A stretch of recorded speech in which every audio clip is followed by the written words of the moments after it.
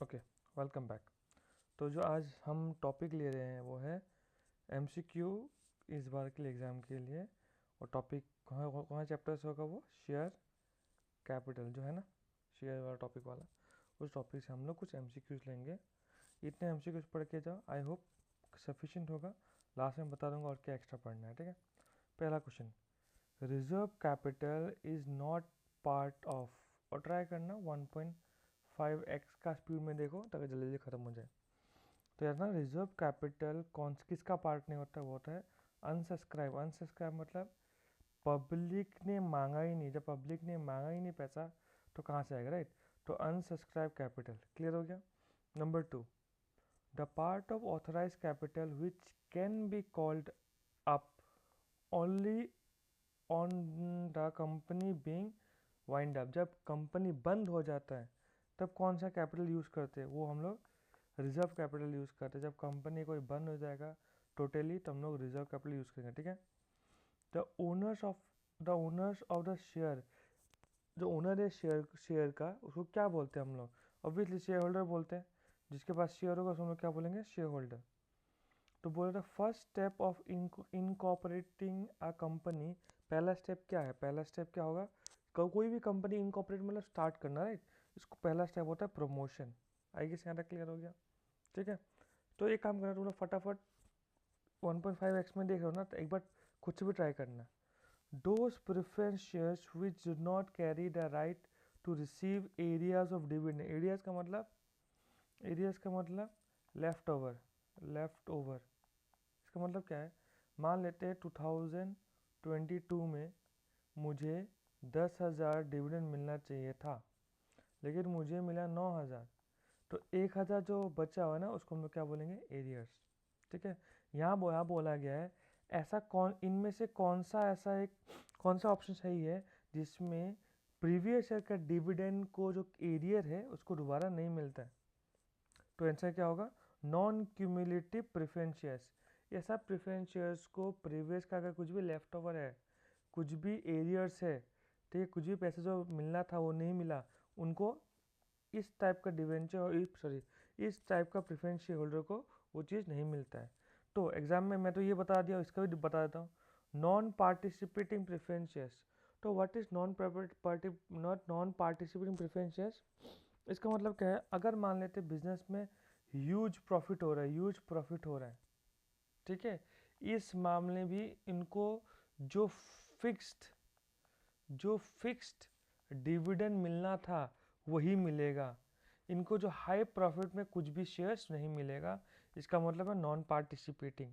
इरिडेमेबल नाम भी बता रहा है कि इस प्रेफरेंस शेयर्स का टाइप का कोई भी फिक्स पीरियड नहीं होता है कि इसको कब रिडीम मतलब कभी कब इसको मार्केट से कब हम लोग इसको रिडीम कर ले, ठीक है। नॉन कन्वर्टर प्रेफरेंस शेयर मतलब इस प्रेफरेंस शेयर होल्ड को नॉर्मली हम लोग कन्वर्ट नहीं कर सकते हैं। क्लियर हो गया?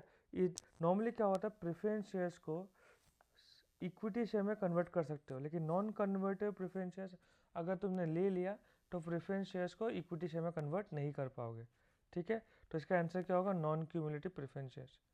ESOP employ stock option plan तो ओबियसली पढ़ा होगा। तो बोला है कंपनी क्यों ऑफर करती है इसको? बिकॉज पहला है a sense of belongingness, high calibre, high productivity, all of. देखो, ईएसओपी किसको मिलता है? ताकि एक एम्प्लॉय का सेंस ऑफ बिलोंगिंगनेस आ जाए, ये भी सही है। जिसका कैलिबर बहुत अच्छा है, मतलब वो कंपनी को बहुत पैसा कमा के दे सकता है, उसको मिलता है। और जिसका प्रोडक्टिविटी बहुत अच्छी तरह काम करे उसको मिलता है। मतलब आंसर क्या होगा? ऑल ऑफ द अबव, ठीक है।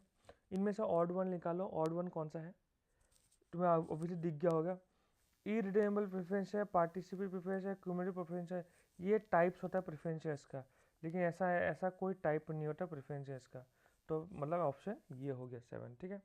Next, subscription of shares, very very important. Subscription of shares should not be less than, किससे कम नहीं होगा 90% से।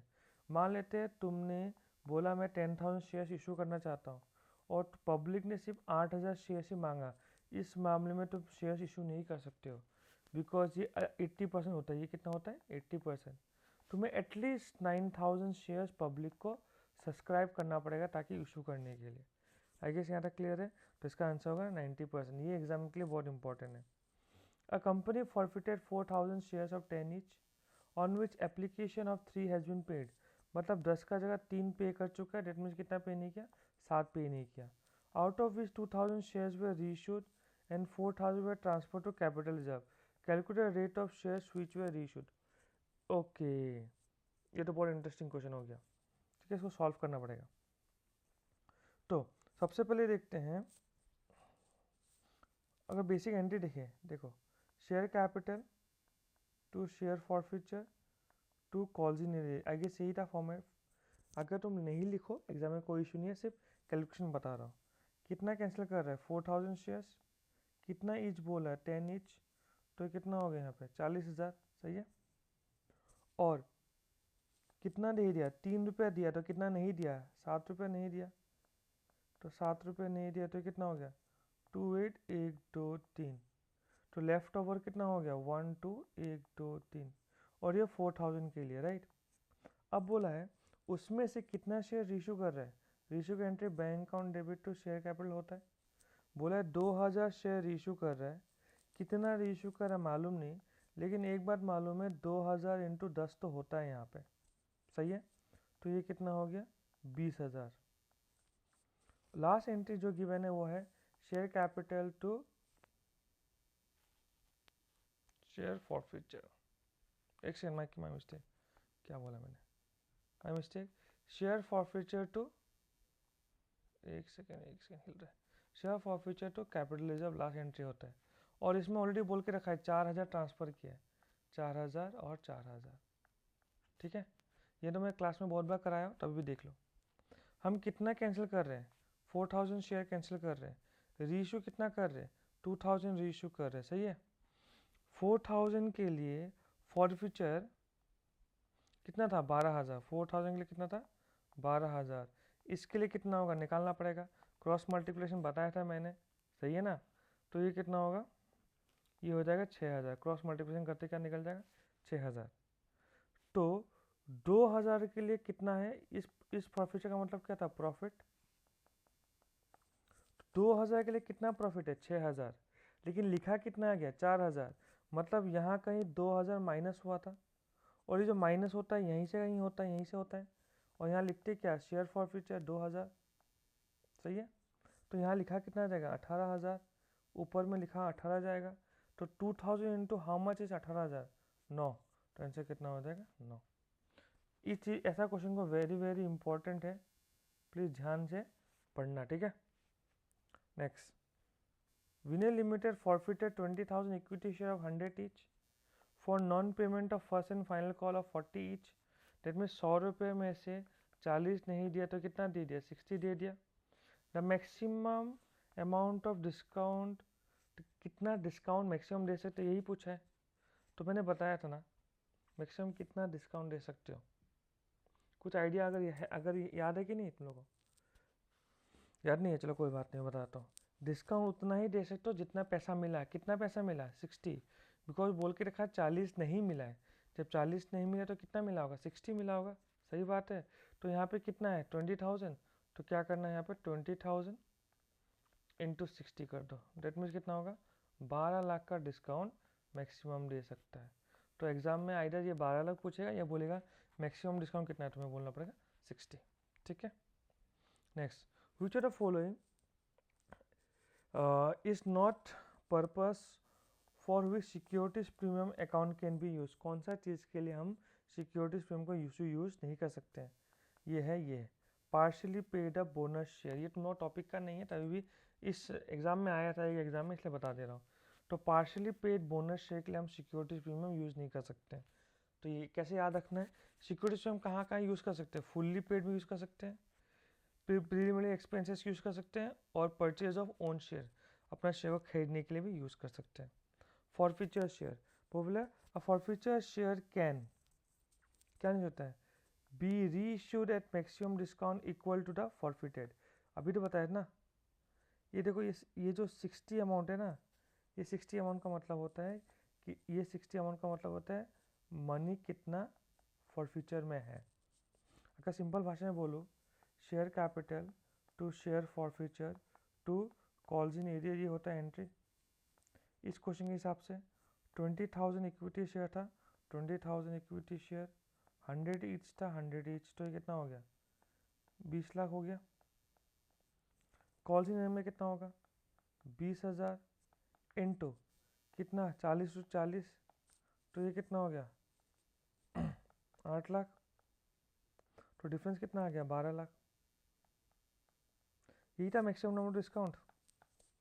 तो हम बोल सकते हैं यहाँ पे जो भी अमाउंट आएगा वही होगा मैक्सिमम डिस्काउंट। सही है, यही क्वेश्चन यहाँ बोला है कि फॉरफीचर सबसे मैक्सिमम अमाउंट रीइशू कितना कर सकते हैं, रीइशू में मैक्सिमम डिस्काउंट जो होगा वो फॉरफीचर अमाउंट में जितना होगा वही उसका मैक्सिमम डिस्काउंट होगा। सही है ना।